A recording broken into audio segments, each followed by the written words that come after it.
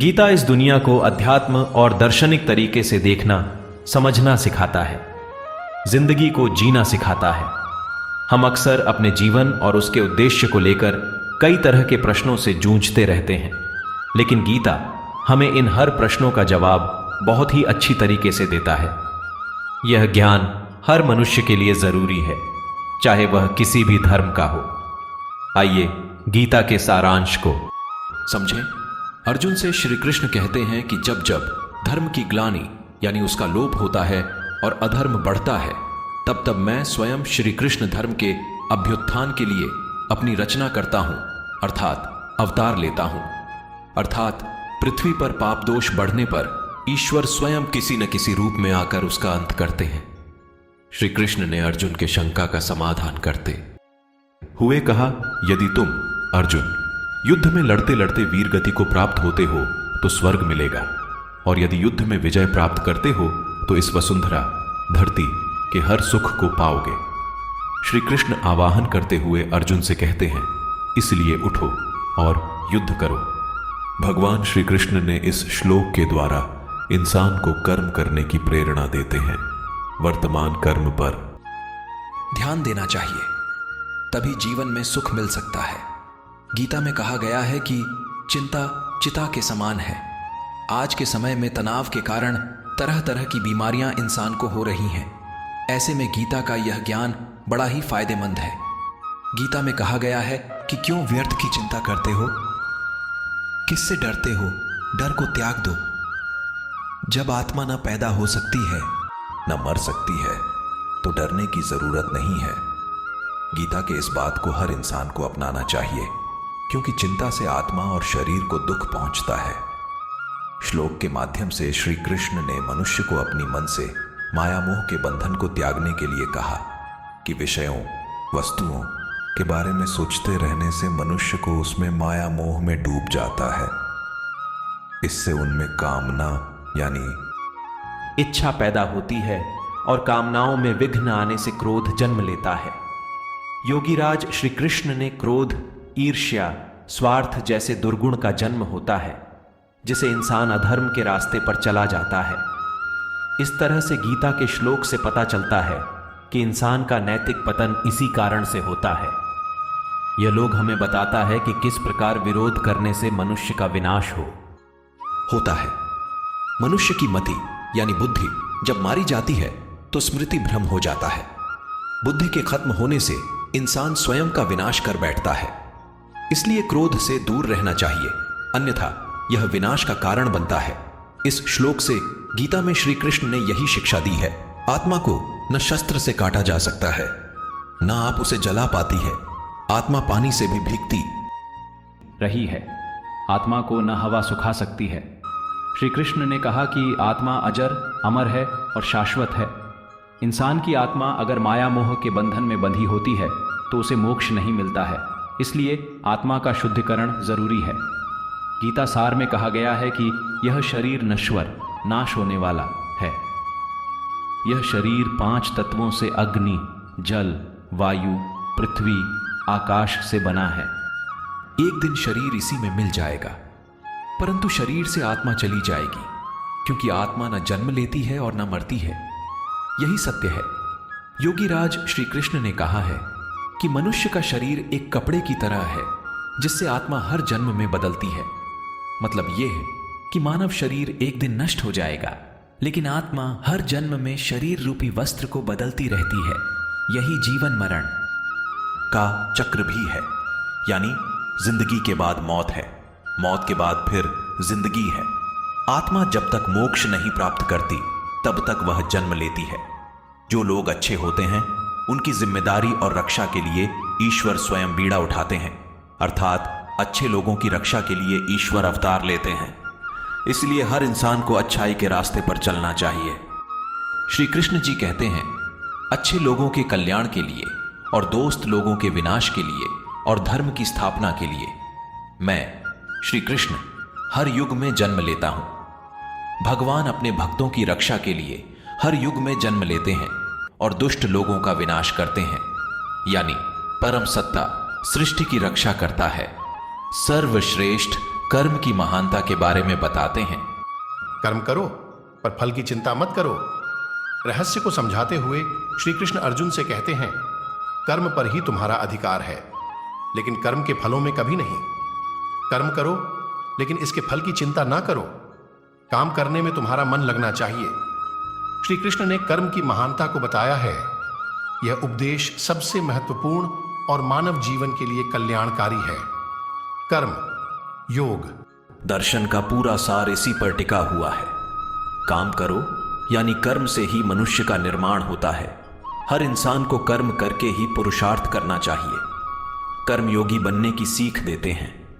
श्रीमद् भागवत गीता में श्री कृष्ण कहते हैं कि जो अपने कर्मों के प्रति समर्पित रहता है, अपने कार्य को अच्छी तरह से पूरा करता है, वह जीवन में सफल होते हैं। कर्म प्रकृति कराती है। इस संसार में जिला कर्म के कुछ भी प्राप्त नहीं किया जा सकता है। कर्म ही पुरुषार्थ है। श्री कृष्ण ने कहा है कि श्रेष्ठ पुरुष जैसा आचरण करते हैं, यानी वे जो जो काम करते हैं, दूसरे मनुष्य, आम इंसान भी वैसा ही आचरण यानी काम करते हैं।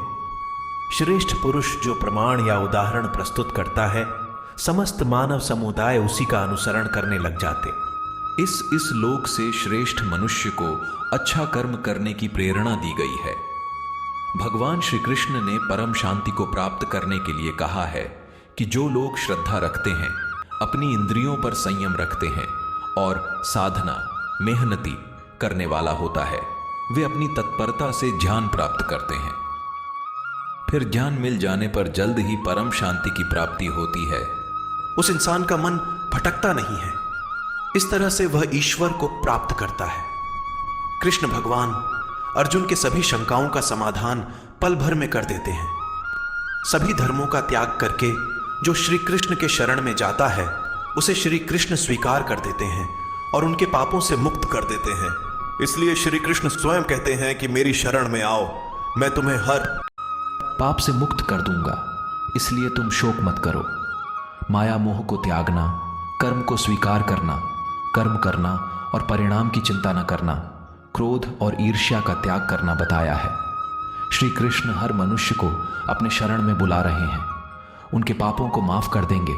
अक्सर इंसान बीती हुई बातों को लेकर परेशान रहता है या भविष्य की चिंताओं में वह अपना जीवन चिंता के हवाले कर देता है। यही चिंता उसे अंदर से अंदर खाए जाती है। इस चिंता की कोई दवा नहीं है, लेकिन गीता का उपदेश है कि इंसान व्यर्थ में ही भूत बीते समय की बातों पर अपना समय गंवाता है, उस पर अफसोस करता है। भविष्य की चिंता कि कैसे सारी चीजें पूरी होंगी, इन बातों के चक्कर में इंसान वर्तमान पर ध्यान नहीं देता है। इसलिए गीता कहता है कि इंसान को भूत की चिंता नहीं करनी चाहिए और बीती हुई बातों पर पछतावा नहीं करना चाहिए। भविष्य की चिंता में चिंतित नहीं होना चाहिए, बल्कि वर्तमान को अच्छा बनाने की कोशिश करना चाहिए, तो भूत और भविष्य स्वयं ही अच्छा हो जाएगा। जो हो रहा है वह भी अच्छा है, जो हो चुका है वह भी अच्छा है, और जो होने वाला है वह भी अच्छा होगा। गीता इन सकारात्मक बातों से इंसान को चिंता न करके कर्म करने की सीख देता है। गीता के उपदेश के अनुसार तुम खाली हाथ आए हो, खाली हाथ जाओगे। तुम्हारा क्या चला गया है जो तुम रोते हो, क्योंकि तुम कुछ भी साथ में नहीं लाए थे जो तुमने खो दिया है। जिस धन संपत्ति व वैभव को तुम अपना समझ रहे हो, वह तो भगवान ने तुम्हें दिया है, इसलिए खाली हाथ आए हो, खाली हाथ जाओगे। तुम जिसे अपना समझने की भूल कर रहे हो और जिस कारण से तुम दुखी हो, वह तुम्हारा भ्रम ही है, क्योंकि तुम्हारा कुछ नहीं है, सब ईश्वर का है, भगवान श्री कृष्ण का है। इसी क्रम में गीता भगवत गीता में कहा गया है कि सभी दुखों का कारण यही है कि इस संसार की हर वस्तु को तुम अपना समझ लेते हो। श्री भगवत गीता कहती है कि परिवर्तन, बदलाव ही संसार का नियम है। गीता में यह बात कही गई है कि जिसे तुम मृत्यु समझते हो वह जीवन ही है, क्योंकि मृत्यु के बाद फिर जीवन शुरू होता है। सब कुछ परिवर्तित होता रहता है। जैसे एक पल में कोई करोड़पति बन सकता है तो दूसरे पल में वह गरीब हो जाता है। इसीलिए गीता की इन बातों को हमें समझना चाहिए। इसे अपने जीवन में उतारना चाहिए। सारा झगड़ा केवल तेरा मेरा, छोटा बड़ा, अपना पराया का है। इसे हमें अपने मन से निकाल देना चाहिए। गीता में इसी उद्देश्य से मनुष्य को ज्ञान देती कि स्वार्थ और लालच से छोड़ देना चाहिए है। भगवान श्री कृष्ण के कहे इन वचनों से अर्जुन को दिव्य ज्ञान मिला और उनके परम स्वरूप को उन्होंने अनुभव किया। और श्री कृष्ण के परम स्वरूप का अनुभव गीता को जानने वाला हर व्यक्ति कर सकता है। बताया गया है कि हर इंसान के साथ ईश्वर है, उसे अच्छे कामों के लिए प्रेरित भी ईश्वर करते हैं। अगर हम यह जान लेते हैं और मान लेते हैं कि इस संसार को चलाने वाला एकमात्र ईश्वर है और उसके हाथ में सारे जगत की डोर है, तो निश्चित ही हमारा जीवन बदल जाता है। इसलिए दुखों में कभी घबराना नहीं चाहिए, क्योंकि जानने वाला हर व्यक्ति कर सकता है। बताया गया है कि हर इंसान के साथ ईश्वर है, उसे अच्छे कामों के लिए प्रेरित भी ईश्वर करते हैं। अगर हम यह जान लेते हैं और मान लेते हैं कि इस संसार को चलाने वाला एकमात्र ईश्वर है और उसके हाथ में सारे जगत की डोर है, तो निश्चित ही हमारा जीवन बदल जाता है।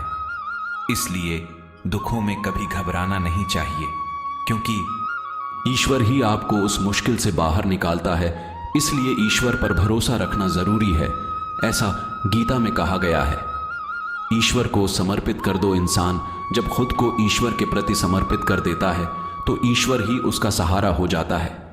इस तरह से वह भय, चिंता, शोक से हमेशा मुक्त रहता है। इंसान को ईश्वर के प्रति समर्पित होना चाहिए। गीता के उपदेशों में यह बात भी सामने आती है। इंसान जब ईश्वर को सब कुछ अर्पित करता चला जाता है तो उसे इस जीवन में आनंद का अनुभव होता है। गीता में श्री कृष्ण यह भी बताया कि सच्चे मन से भगवान की पूजा आराधना करने से इंसान पूर्ण सिद्धि भी प्राप्त कर सकता है। जो अपने इंद्रियों को वश में कर लेते हैं और ईश्वर की भक्ति आराधना करते हैं, उन्हें सर्वव्यापी ईश्वर की प्राप्ति होती है। ऐसे लोग सिद्ध पुरुष बन जाते हैं, ऐसा श्री कृष्ण ने गीता में कहा है। श्रीमद् भागवत गीता एक ऐसा धर्म ग्रंथ है जो मनुष्य को कर्म योगी बनने के लिए प्रेरित करता है। इतिहास के महानतम लोग, चाहे वैज्ञानिक, इतिहासकार, आर्षि मुनि, दार्शनिक या कोई भी रहे हो, उन्होंने गीता को सफलता का रहस्य बताया है। ऐसी वीडियो सुनने के लिए हमारे चैनल को सब्सक्राइब करें